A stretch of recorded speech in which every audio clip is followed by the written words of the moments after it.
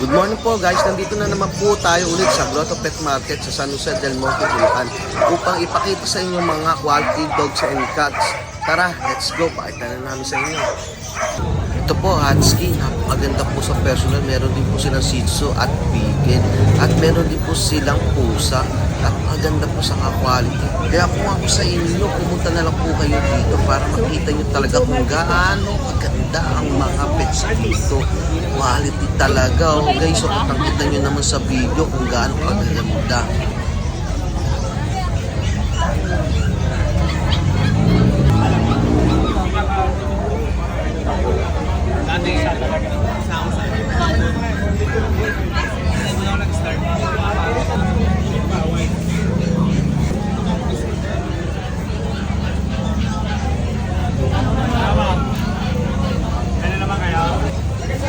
Ito po mga minsan, meron po silang mga golden retriever na healthy at quality at ang linis din yan. At meron din po silang mga Shih Tzu na nakaka-cute, nakakagigil.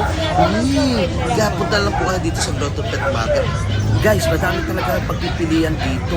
Kahit ilang beses po kayo umikot dito sa Grotto Pet Market, talagang busog na busog ang mga mata nyo dahil sobrang ganda talaga ng mga pets dito. Kung may sobra kayong budget talaga, hindi lang isa or dalawa o tatlo pa nga ang mabibili nyo dahil solid quality dogs talaga ang mga nandito. Kung ako sa inyo, pumunta kayo dito para makita nyo talaga ng personal kung gaano kaganda ang mga dogs dito. Kaya, let's go na tuwing Sunday, huwag nyo kalimutan ha, Grotto Pet Market sa San Jose del Monte, Bulacan. Sa mga naghahanap din po ng mga bully, ayan po, kaganda po talaga ng bully. Lalaki ng katang solid oh. Wow! Talaga mga dogs dito sa Grotto Pet Market.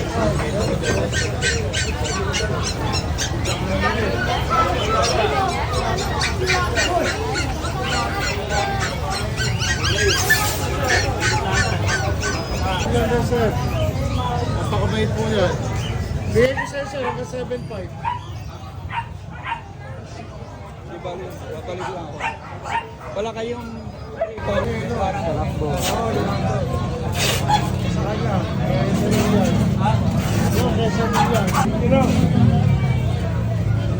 Guys, sa mga naghahanap ng guard dog, di po talaga nawawalan dito sa Grotto Pet Market. Kagaya po ng Doberman, Belgians, American Bully, iba't ibang klase po talaga. Kayo na lang po talaga mamimili kung anong magugustuhan yung kulay o size nila, kung gaano kalaki, gaano kaliit, gaano kakapal. Magkano tawag na? Wait, 6.5 na. Ano na mauwa pa rin ito? Oh, ma'am, 6.5 na. Bawa kayo, ma'am.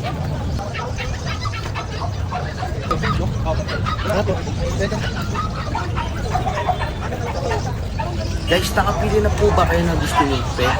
Comment na lang po kayo dyan sa comment section natin para ma-flex po natin kung anong gusto nyo dog. Saka huwag nyo pong kalimutan mag-follow and share ng ating video. Maraming salamat po.